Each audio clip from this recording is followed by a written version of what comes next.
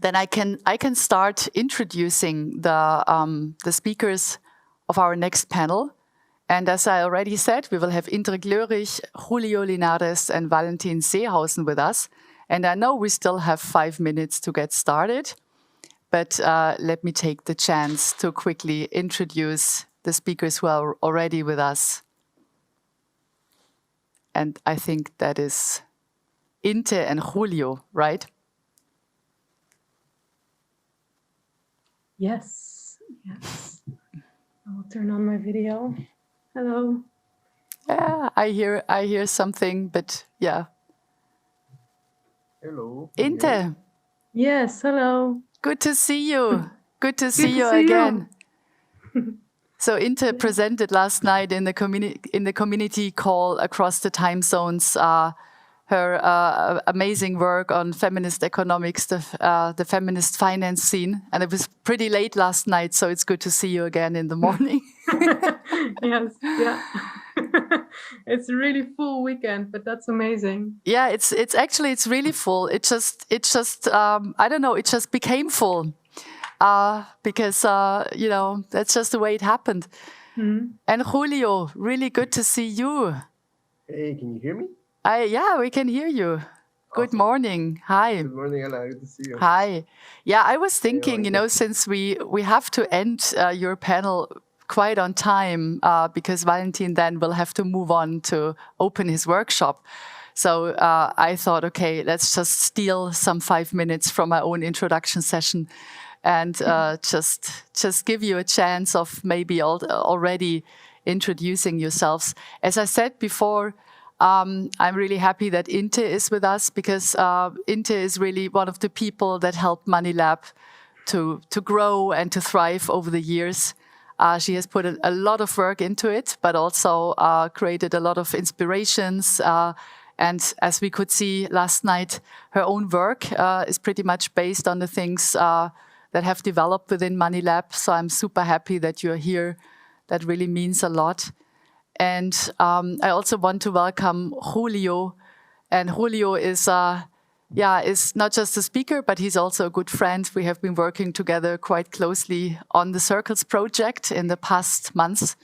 And it's really a pleasure to see how the project develops and how it grows strong. And we'll hear from you later on what's going on with Circles. And Julio will give a workshop today at 1:30 p.m. to 3. As I said already, the workshop is booked, but we will nonetheless make sure to record it so that we can share the recording afterwards, but the workshops won't be live streamed. And then I think we are just waiting for Valentin to join us, our third speaker. Is Valentin here? Okay. Not yet, I think. Still waiting. No problem. Maybe, Inte, can I just ask you to give a quick intro about yourselves? That would be great. Yeah, sure. I think Valentin is logging in on right now. Very good. So as Ela already said, I am. My name is Inte Gloerich. I have been involved in the MoneyLab project since 2016. It's really great to see what Ela also just said, that it evolved during the years from a kind of quite theoretical academic conference with already like experiments present. But those experiments kind of gained in prominence also throughout the years. Hello, Valentin. Hello, good morning. Hi, Valentin. We are live. Good to see you. Good to see you. Hi, Julio. Hi, Inte. Hello. I'm just pinning. Yeah. Valentin, please don't get nervous. You are completely in time. It was just me stealing some minutes from my own introduction session to welcome those who have already been online. So no worries about. You're still in time. Hello. Right on time. Perfect. Yeah, and it was just because of you, Valentin. I know you really have to leave at 11:45 to open your workshop. And so I thought, okay, let's give a little bit of time for the intro, that there is enough space for you to discuss. And I think I will leave you now. That means the little window on the left next to you will be gone. But before I do, let me quickly say a couple of words also about Valentin. You will introduce yourselves also, but I was very happy when Valentin agreed to participate in MoneyLab, because I wanted to have a look at the project. MoneyLab, I think, was already a place where you presented a first iteration of the social coin, right? So there's already a history that you're having with the MoneyLab format, and I thought it would be really nice to get back to that.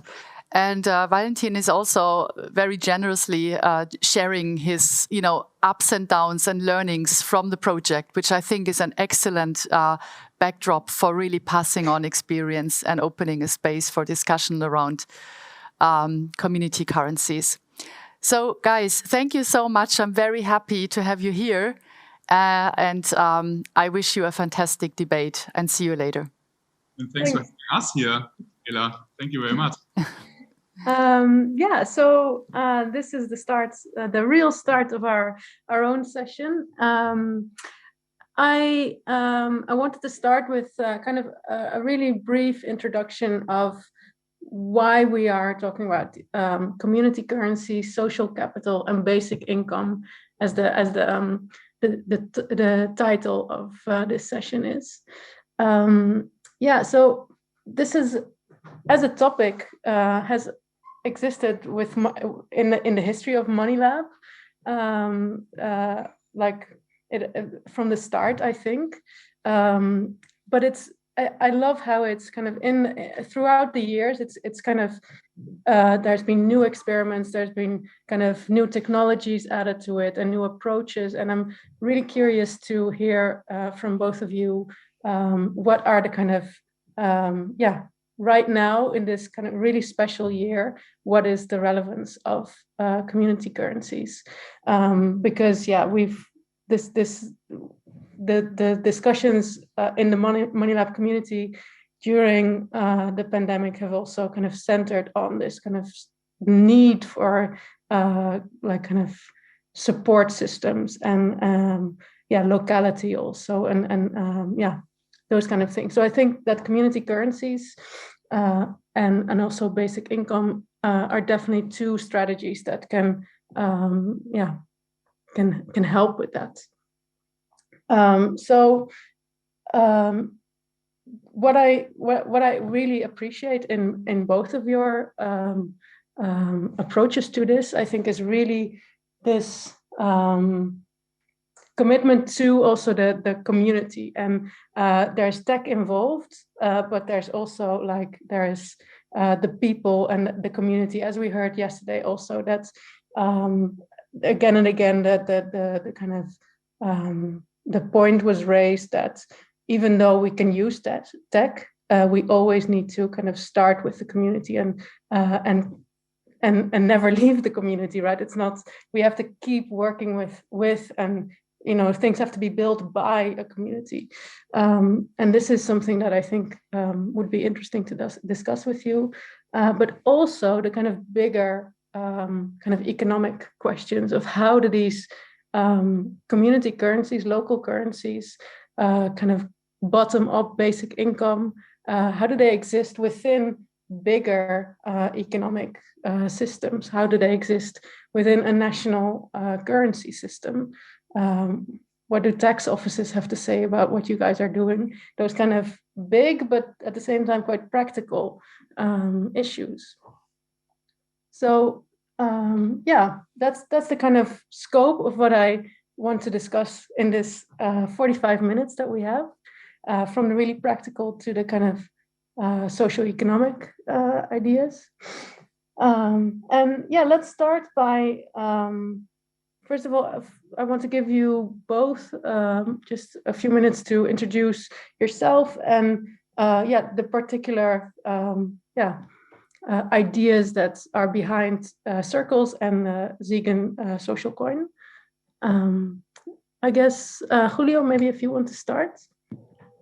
Sure, thank you, Inte. It's very nice to be here, and hi, Valentin.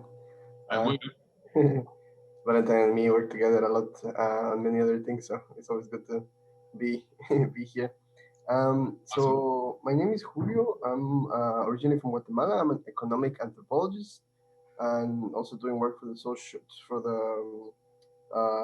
the Basic Income Earth Network as social outreach. So basically, I come from the world of basic income, in ways of thinking about how to bring it into being. So how to finance a basic income, and that led me into the world of anthropology, the anthropology of money, the anthropology of value, and ways of like rethinking money as a way of creating a basic income. So one of the main ideas behind circles is the idea that you do not need to wait for a national state, a nation state, to provide a basic income, to issue money outwards to people, give it as a basic income, but it's really a paradigm shift in how we create money.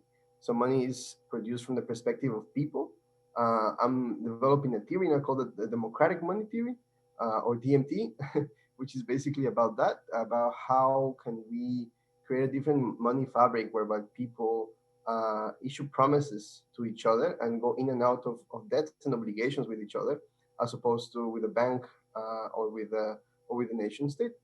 And so for me, what is really important, and I'll talk about this on the workshop, is basically to give people a sense of power, or basically of the sharing power of what it means to create money, the sharing of power over monetary creation. And this is something that we're really not used to doing, because we're used to feeling as money takers, so to say. We take money that already exists. When we work, there's money that comes from the state, or it's maybe somebody else's debt. But the idea is, okay, how can we get people to feel like a money issuer, and also take control, or take have a say in how the economy is organized, and organize it otherwise. Thanks. That's really, really interesting. And I know Circles has also a really particular way of dealing with trust in these networks, which is maybe we'll get to. Maybe it's for your own. It's so practical that it will get in your own workshop. That's a teaser for later, maybe. Valentin, what about you? Can you introduce yourself? Yes, cool. Thank you very much. I'm Valentin. I work on the social coin. I'll introduce myself with a bit more depth in my own workshop. And yeah, I can really relate to like the 2 points that you said, Inte and Julio, because community currencies for me are a way to get practical from a socio-economic theory. So I myself, and I know that I have this in common with a lot of you, of us, of people that are actually interested in monetary issues. I started with a strong critique of the monetary system, and I was wondering, like, hey, how can I change this, I as a person? And of course, like, I could go into politics and I could like play the big game, and all of us know that this would be a very, very tough and hard game. So for me, the other big opportunity or possibility was to, hey, like, why can't I start my own or our own small little financial system somewhere in a local community?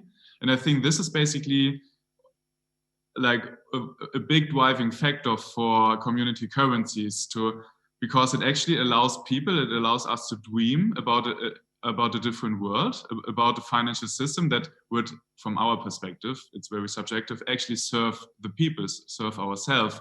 And we can create it bottom up. And so with this community currency projects like all over the world, and the number is increasing as we know, we actually create examples. We create examples of like, hey, why don't we like use this specific monetary rule for our financial system. And also we can experiment, like we can experiment with circles, we can experiment with a social coin, we can experiment like with blockchain technology. So there are so many opportunities. Maybe community currencies are something like a small money laboratory. And yeah, so it's good to have the discussion here. I'm really excited. Good to be here. I like it.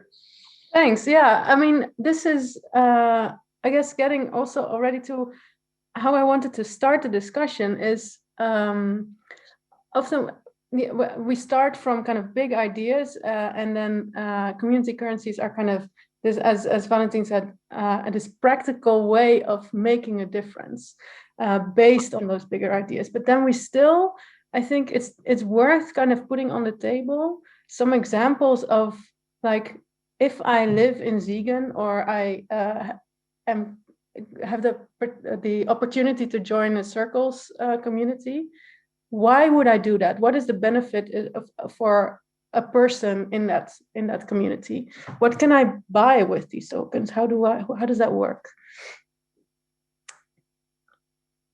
Yeah, right. I think this is actually the one most important question that community currency projects have to answer beforehand, because well, I mean, we all know this theory of the Homo economicus and of the utility maximizing household, which I think is totally flawed, but still there's some truth in it. So there has to be a benefit for people to actually contribute. And for some people, it's enough that the benefit is a good consciousness and the feeling that they contribute to their community, to their local community. And I mean, for other people, I mean, and I think in general, it's totally fair to actually say, hey, what is the economic benefit for people? And in Siegen, for example, this would be, hey, you can drive an electric car or like an electric bike. You can rent it out and use it. So this is the usage. Yeah, this is important. Like maybe we can go into a broader discussion about it like later, but I leave it like this. Yeah, I think that's a really good question, because the thing is, I always say, you know, when organizing things like Circles, is like, one thing is the currency and the technology and all the infrastructure and all these discussions around, you know, more like macro things. But the most important part of a currency is actually the social infrastructure. So the social structure that actually connects all these different producers, all these different logistics providers, service providers, care work provider, everybody basically that is part of an economy. I mean, what is an economy, right? An economy is basically a household, an oikos. No? And so it's not just the four walls that we live in, it's actually the region. No? So here in Berlin, we interact a lot with people who are building their own cooperatives, their own supermarkets, their own, I don't know, it can be anything, right? It could be a beer manufacturer, it could be a farmer, it can be a cooperative bike fleet of people, it could be working spaces and so on. And so the work is really like connecting them to each other, like transforming the sort of surplus or many times, especially now in Corona times and in crisis times, the underutilized resources that they have into extra liquidity for them. So an example, this is a very recent example, which is that I was talking to the owner of a beer company that has a bunch of 50-liter kegs of beer that cannot sell for a year because all the bars closed. And the beer is rotting, and he's like, I need to move it somehow, I need to like give it. So I'm happy to sell it for Circles, and I want to spend my Circles in, I don't know, selling it at the radio show to advertise myself. So then more people can come and buy my beer. And so this is what Valentin is saying, like you need to figure out a way where by connecting people and actually creating these circuits, they get a mutual benefit. It's more mutualistic, but you're actually supporting something broader than yourself. And so, I mean, there are methodologies for how to do this well, so then it can actually go to the broader community, but you need to create a flow of resources first, right? And we can go into that later. Yeah, but it sounds like the kind of community building work is maybe the most central even of what it means to build a social currency or community currency. where we get lost in kind of technical and rules that we make up for these things. But I think that's a really important point. That if there is not the kind of community trust and network to build on top of, or to expand, then it's not going to work, I think. And how does that, if we kind of break that open to the broader social context, right? These things don't exist in a vacuum. They are part of like national, they are part of countries where there's fiat currencies, where there's tax systems, where there is all sorts of kind of bigger contexts that try to control or try to establish a system for themselves. But you are trying to, in a way, also change that bigger system. There's often kind of ideas about distributing income or distributing wealth within a community. And I wonder if you can say something about how what you're doing on a smaller scale, how does that exist within that bigger context? Is it, for example, is your aim to have lots of little pockets of difference, or would you like to see like the whole system actually change into a more equal? I guess no one is against that, but what is it that you want to do with this strategy that you're doing now? How does that relate to the bigger social context? I see Julio nodding a lot. Maybe you want to start? I mean, I think it's definitely a political question, right? Like George Simmel, this German philosopher, he was talking a lot about how money is a claim upon society, and the shape. I mean, like in a way, what that really means is that the types of monies that we use, in a way, reflect all the structures of our societies in all its different dimensions. Whether if it's our imagination or the actual like unpaid labor and paid labor, and all these hierarchies are all kind of reflected in the money form. And so like for me, what is really important is to like, by going into money and tackling money and embedding also ourselves in this sort of like political struggles, what we're trying to do is to really challenge the I guess the hegemony of the monetary system as a whole, but whilst also being really practical. You know? So one thing we're doing, and this is something we're working together with Valentin on, is trying to figure out how to create an international network of local mayors that can issue a basic income to their own populations, to their own citizens. No? And then we can provide a roster of many different systems. You know, circles is just one of them, right? That they can say, okay, these are my local conditions, this is what I need, here are a bunch of tools that you can use so you can do that.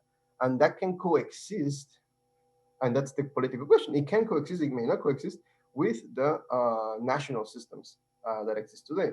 So, and the US is always the case in point. No, there is a federal system, which is controlled by the Fed, but you can have subnational and local systems that coexist at the broader level. So you could have local basic incomes being issued out to potentially millions of people by their local leaders, the local constituencies, as a way of complementing and putting in line the interests also of sort of the broader political what's going on, right, in the spectrum. So I guess it's also a political question, because in a way you're also challenging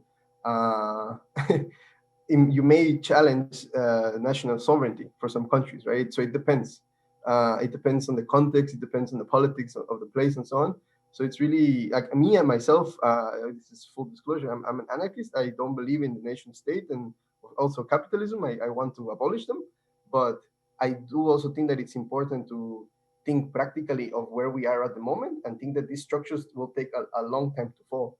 And this is what I'm doing is just helping them to fall faster. Nice.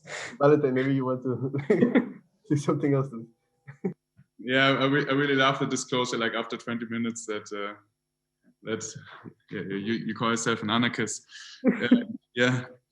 As Julio said, like we have a lot of discussions about this in other contexts, and I'm kind of aligned. Like it's a way to change the system, and also it's a way to give this power back to a municipal level. So I mean we've got these nations and we've got these international organizations, and well, I'm not an anarchist. Like I think there's a value in them, but also I think that the monetary system serves a fraction of the society, and like of course there are like the 1% and the 10% that really benefit a lot, and there are like this 50% that don't really benefit, and then there are like these I don't know how many, like maybe 5% of the people on the planet that are still in extreme poverty and like don't have enough food, which is a disaster, like a moral disaster in my perspective. And there's this idea of denationalized money, which was actually proposed by Friedrich August Hayek, which is actually like famous for being a neoliberal, but I'm still wondering like what would actually happen if we would have a denationalization of money, which means like everybody can print money, and like of course if I print my money like and I say, hey, this is a Valentin coin, use it, like you would be like, hey, what the hell, what do you want? But if it would be your mayor or the mayor of Berlin, and like Berlin would start to offer a Berlin coin, I don't know, and then people would actually start to use it, and this would actually mean that the power to issue money, and with this the seigniorage, which is like the profit that you can make if you own the money, would actually go to Berlin or like to your municipalities or to small villages in poor countries. And I think this is a real this might be the opportunity that the society has when it starts to experiment with local monies. And yeah, about the shift that small projects can have to the broader context. Well, I think Bitcoin is or like blockchain is something that we should really have to be in mind, because community currencies existed for decades, if not for more than like hundreds of years, but they were still illegal mostly.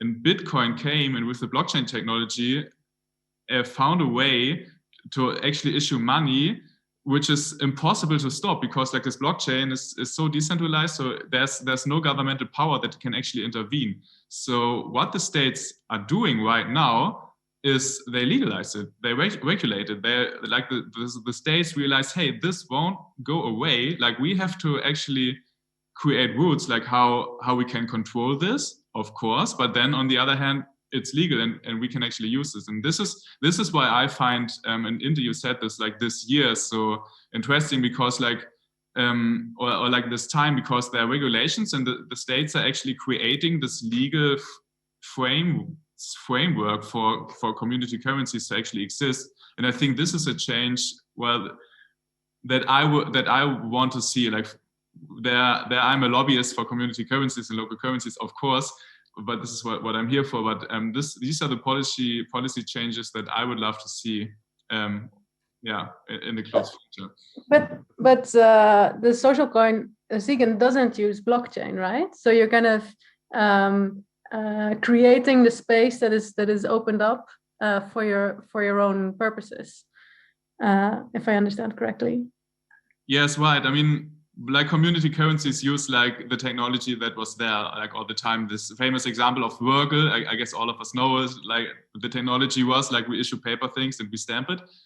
And Then we had like centralized server structures, and the point about centralized server structures is like you can go to the server and like take it off, and then like the currency is gone. But blockchain is just this technology. This is really my point. It's just a technology that made it impossible to track and impossible to stop. So the concept of decentralized money was actually powered by the technology. I personally, I don't believe in blockchain. Like, I don't think that if we have a world with a lot of like community currencies or like different like value tokens, whatever it is, like we can go crazy and we can go very creative. But I don't believe that we need blockchain for that. But I totally see that we needed blockchain to actually break up these rules, to break up this very strict illegal like these rules that prohibited like community currencies. But yeah, I don't use blockchain. Like I don't see why we should use blockchain. The people trust us, and the people trust our partners, trust faces, trust humans. So we don't need blockchain. Maybe that's so this idea of there's an open space created whether we want to use blockchain or not. But I want to kind of invite you to also think about, like, okay, we've thought about the practical benefits, the social, the kind of societal context, but also I'm really curious to hear about your kind of most utopian ideas with this. What is we'll hear in your workshops about where you are now and what you're like concerned about now, but also you have big ideas about what could be in the future, what you want to achieve, and maybe that's a nice point on the horizon that we can talk about. I know Valentin was very excited about thinking through this. Maybe you have some first ideas. Yeah, I love to be an utopist, and I think utopias are super important. So yeah. I really love this question because yeah, there's so many aspects of it. Well, on a national level, like I'm a huge fan of a wealth tax and a UBI. So I think that actually, like on an international level, it would be amazing if there would be something like, I don't know, a world government. I don't know how it would look like, but if we had a global wealth tax, which is redistributed as a UBI, and so like this tendency of our global financial system, which has a tendency, like the interest rates and like the power structures, like it becomes like more and more unequal. So this is what Piketty also like worked out. So if we could turn around this, and I think like wealth tax into UBIs would be a really great way to do this. I think the society and human beings would like totally benefit from it. And yeah, from a community currency, a lobbyist perspective, I want to have a secure legal environment, because this I'll tell more about this. It's still very complex. Like the legal issues. Like we talk a lot about technology, but I think the legal issues are the main bummer in community currencies, and I would love to have some, maybe some Switzerland had something like this. Maybe hey, you can start a community currency, and if you have got traction which is underneath, I don't know, 1 million euro or 5 million euro, just start it. We won't regulate it, and afterwards we start to regulate it, or something like this, and you can get this license for, let's say, it could be a few thousand euros. That's fine. It would be fine for me. But yeah, this is something which I really demand from politics. I think Julio might have a very different opinion about future governments. Yeah, I mean, that's an interesting question. I think it's a lot about political economy. Like when we're talking about blockchains, we're talking about the law, we're talking about technology, all these things. It really comes down to like questions related to power, economic power and political power. So, I mean, for example, the question of the law is very interesting, right? Because today, legally, the only bodies that can issue money other than the state are private banks. I mean, if you have a bank license, legally, you can issue money hours, you can give debt to people. which means you have a claim upon their resources, a claim upon their work, and that's what also creates these unequal power structures. So for me, I totally agree with Valentin that a wealth tax at international level and a UPI would be amazing. But for me, thinking practically as a, in democratic terms, in direct democratic terms, the only way to go there is by democratizing money. So like, if you think of money as a territory, then when you're democratizing money is that you're saying, okay, we are relocalizing economic relations, political relationships, ecological also relations between different producers that can complement each other in more regional ways, right? And like this, you can build real decentralization of power. That's what we really need, a decentralization of power. Like in circles, we talk about these four principles. So localism, so local solutions for global problems, decentralization of power, as I already mentioned, um, sustainability, right, through this more regionalization of relationships and finding ways to complement one another in more interdependent ways. I mean, an economy is an interdependent mesh of people. And then the fourth one is, I guess, more related to the political question, which is what I not only me, but actually many people call democratic confederalism, which is the idea of you have democratic assemblies or democratic municipal governments that can federate at a broader international level, but the power always remains with the people. So basically, it's just a very practical mechanism to scale up, and this I guess would be my practical utopia, to scale up democracy. So it's not just in money; it's in everything. So what we really need beyond money also is the democratization of life in many aspects. And again, it goes back to the question of power. Today, we are powerless. I mean, most of us are really powerless. We live in a society where we can turn our wealth into power, and that's why the people who have a lot of wealth, who also cause a lot of the ecological catastrophes in the world, have a lot of power. And so the only way that we can get political power is through the organized masses, and this is what we need to build.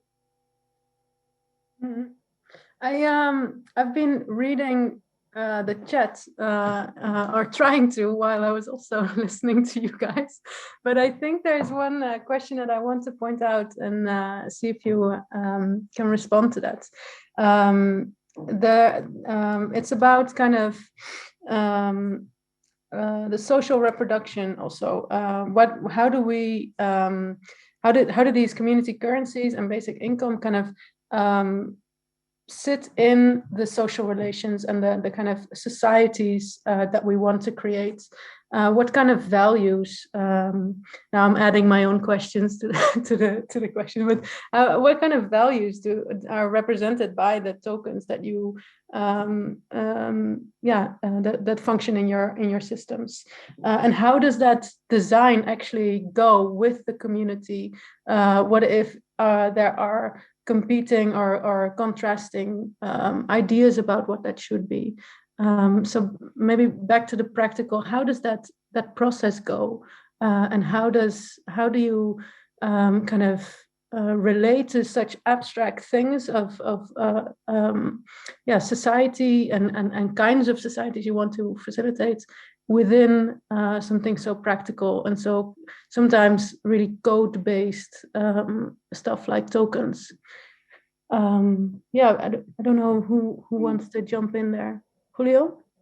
I guess talking about social reproduction, we are living in a moment of crisis right now, a crisis of care, a crisis of social reproduction, where a lot of more care work falls on families, on people in households and so on, especially on women. Of course, violence is also rising. So for me, a basic income, also, especially given it's a community currency, is a way of giving people the freedom to say no to a lot of exploitative relationships, or at least have the ability to have the basis upon which they can take care of themselves, take care of other people, take care of the environment, take care of the societies around them. A full basic income, as we call it, would be really enabling people to live without having to sell their labor time, to rent themselves for wage.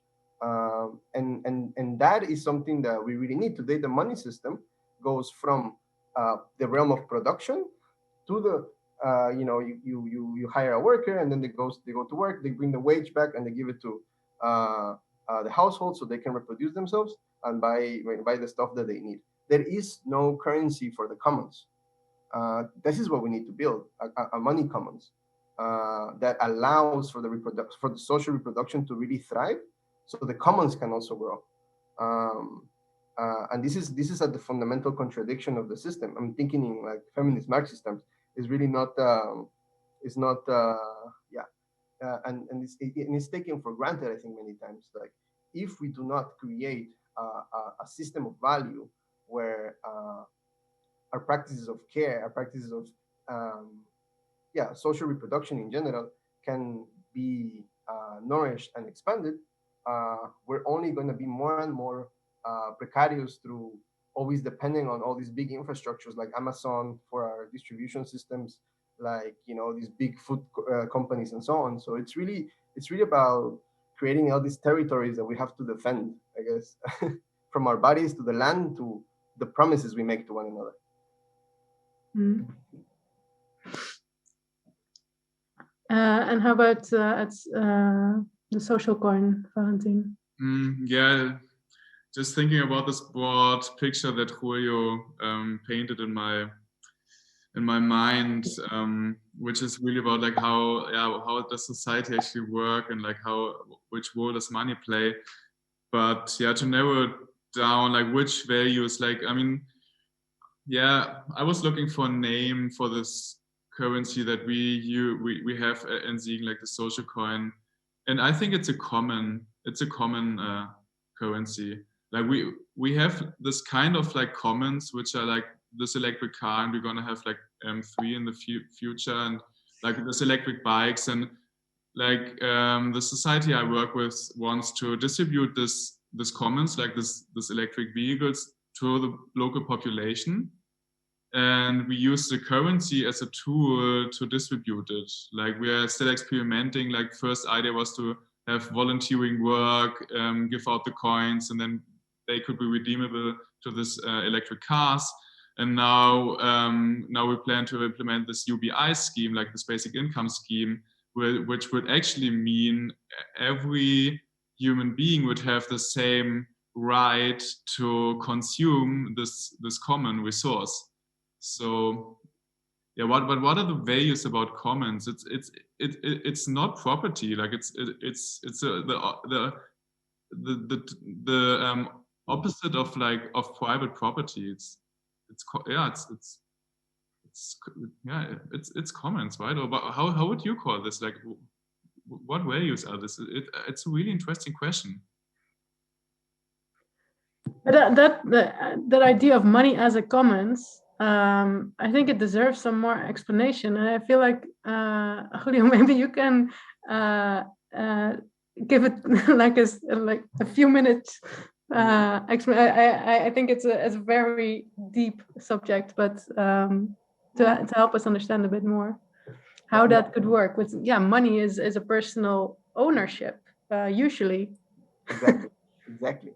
I mean, there is this nice ancestor and author called Carpolani, who talks about he calls it the 3 false commodities, and these are labor, land, and money. And it's very interesting to think of them as false commodities, because it means that they were not always commodities. Our labor time, our labor, our work, our bodies were not always commodities. The land wasn't always a private commodity in a square and an apartment with a little Schreber garden and so on. This was not a commodity. And money also. Money is a debt. It's a credit relation. It's a social relation between people of the types of things we want to promise to each other. And through the process of the history of capitalism, it became commodified. It became a private commodity, which reifies capitalism. So today, I mean, if you follow a Marxist definition, you would define capitalism as this MCM prime formula. So like money makes more money. you sell money to buy commodities in order to get more money. So it's always this reification of this or fetishization of this token of value that we call money today, that is just growing for its own expansion. We call it growth, we call it many things, through process of interest-bearing debts and so on.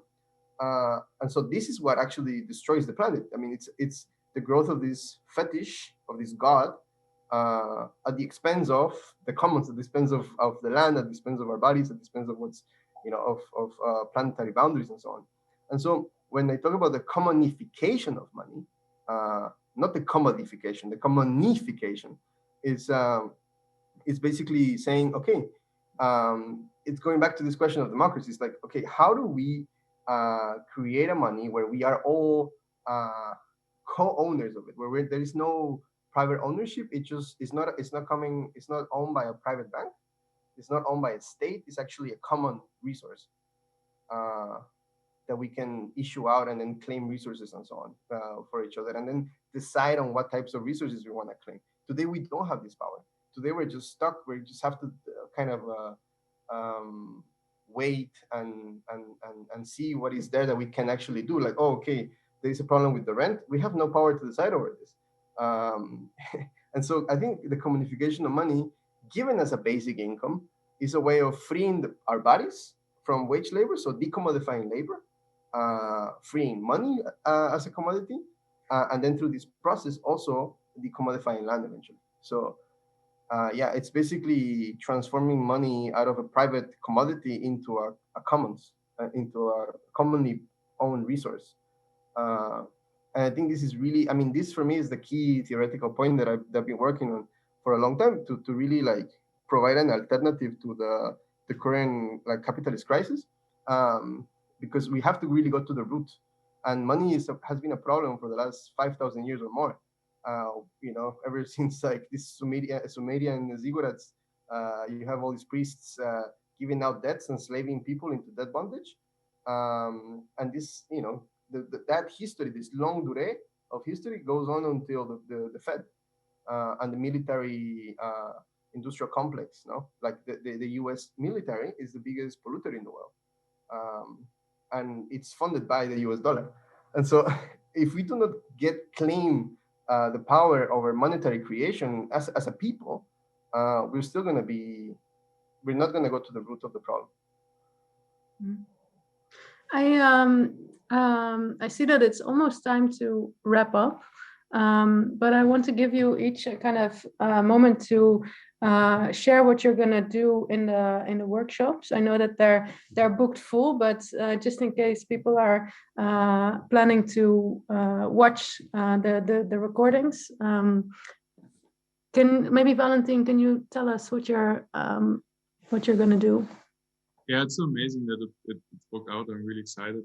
And the workshop is labeled is titled How to Start a Community Currency as an NGO. And because like we are an NGO, we start this community currency. And I would like to have a practical hands-on workshop where I will share all the experiences I made in starting this community currency.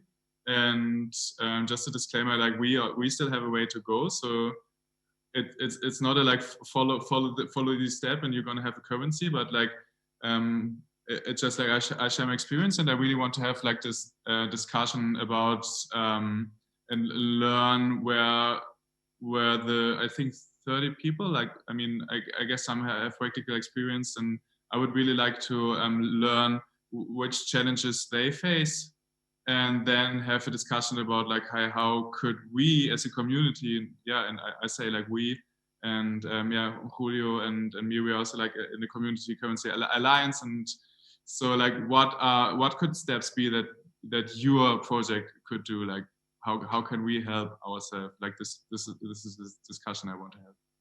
Nice, good. And Julio, what about you? So first, I'm gonna talk a bit about again this question of power, and then talk a little bit about these two sides of money, just to get people a sense of how to think about circles, how circles works in terms of exchange and mutual obligations in terms of resources and claims to resources and stuff. And then it's basically, I'm gonna run through our handbook. We recently published a handbook that explains what Circles is, how it works, some of the principles that I talked briefly about today, and then, yeah, basically giving people the methodology of how to organize locally in their area. So going from like the circuit of producers, the merchants, to the workers, and also to the community at large, and how to do that basically. So it's just very practical way of getting started in your area. This is what we do with the assemblies when we do them at the last Wednesday of every month. Anybody who's listening is welcome to join them, where people from all over the world come and they, are looking to join Circles, and we try to show them this type of methodology so they can also get the sense of how to get started, basically. This is, I'm really happy that both of you are doing these workshops that are so hands-on and so, getting people started. That for me is really what MoneyLab needs. Like we can talk and talk and talk, and that is very important to think through all the consequences and the critiques we have of what is going on, but also we need to start and we need to build things. So yeah, I'm really excited about the workshops. Thanks for this really nice kind of opening discussion we had with each other. So Valentin's workshop starts at noon, I guess Berlin time, for me also Amsterdam time, and various other times in the world, 12 CET. And Julio is, I think, working together with Blanka, starting at 1:30 Berlin time. That's it for this session. Thanks everyone for joining in, and thanks Valentin and Julio for your great thoughts. Thank you, Inte. And thanks, Thank Valentin. you so much, Inte and Julio and Valentin. That was amazing. Was a really great primer for many of the topics we will cover today and also tomorrow. Thank you so much. And lots of success, Julio and Valentin, for your workshops. Thanks for Bye-bye. Thanks. Bye. Thank you. Bye-bye.